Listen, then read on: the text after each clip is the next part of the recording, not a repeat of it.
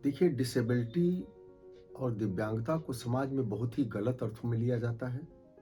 आज हम दिव्यांगता की सच्ची परिभाषा बताएंगे। डिसेबिलिटी क्या होती है, कौन से कारक इसके लिए जिम्मेदार हैं, समाज में इसका क्या गलत अर्थ लिया जाता है, और ये सब बातें हम शोधों के आधार पर बताने जा रहे हैं। देखिए, दिव्यांगता अर्थात डिसेबिलिटी है क्या। इसके लिए पहले हमें इम्पेयरमेंट अर्थात शारीरिक क्षति को समझना होगा। शरीर के किसी अंग, सेंस या कोई नुकसान या कमी या डिफॉर्मिटी जो शरीर में होती है उसे इम्पेयरमेंट या क्षति कहते हैं।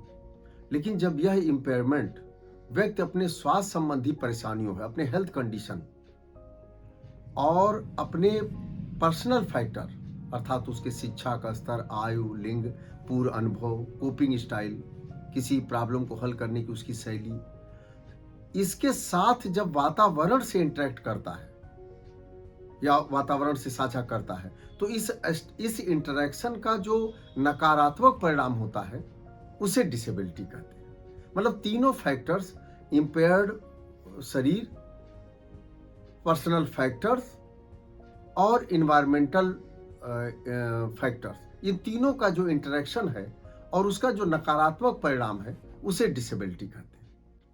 इसे दूसरे शब्दों में समझे कि जब व्यक्ति अपने इम्पेयरमेंट अर्थात अपने जो शारीरिक नुकसान के साथ जब समाज के दो अवरोधों, एक वातावरणीय अवरोध और एक एटीट्यूडनल अवरोध, ये ऐसे अवरोध हैं जब जो समाज की उसकी फुल पार्टिसिपेशन, सामान्य व्यक्ति की तरफ फुल पार्टिसिपेशन समाज में जो होना चाहिए उससे जो रोकते हैं तो उसे हम डिसेबिलिटी अर्थात दिव्यांगता की संज्ञा देते हैं।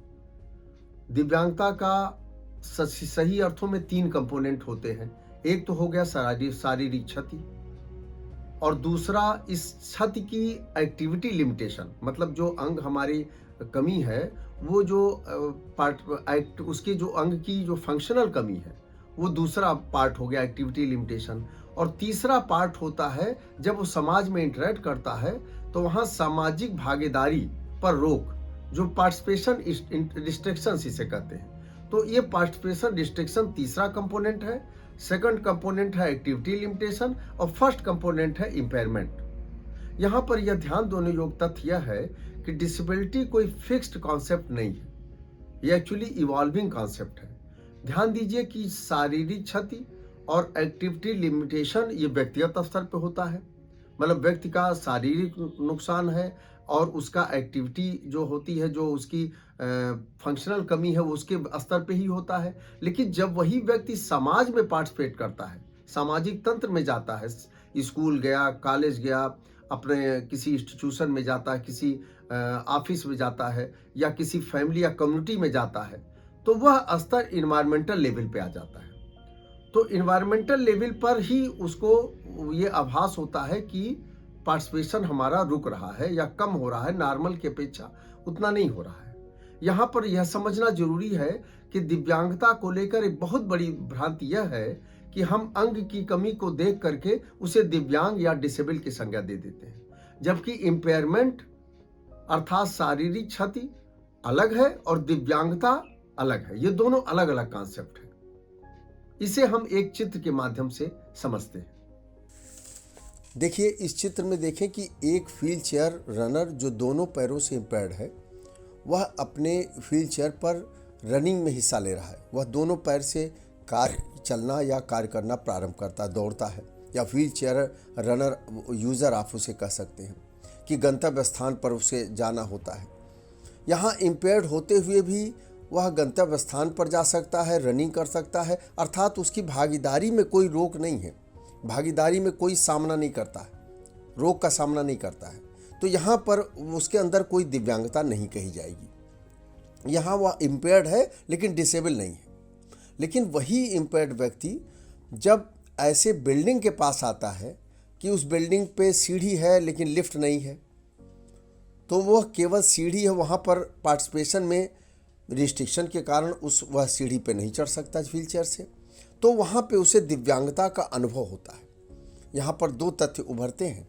ध्यान दीजिए कि एक यह है कि वह व्यक्ति दिव्यांग है या वह व्यक्ति दिव्यांगता रखता है, तो वह व्यक्ति दिव्यांग है या वह व्यक्ति दिव्यांगता रखता है, ये गलत है कहना, बल्कि वह व्यक्ति उक्त परिस्थिति में डिसेबिलिटी का अनुभव करता है। दिव्यांगता किसी परिस्थिति विशेष में अनुभव की विषय वस्तु है।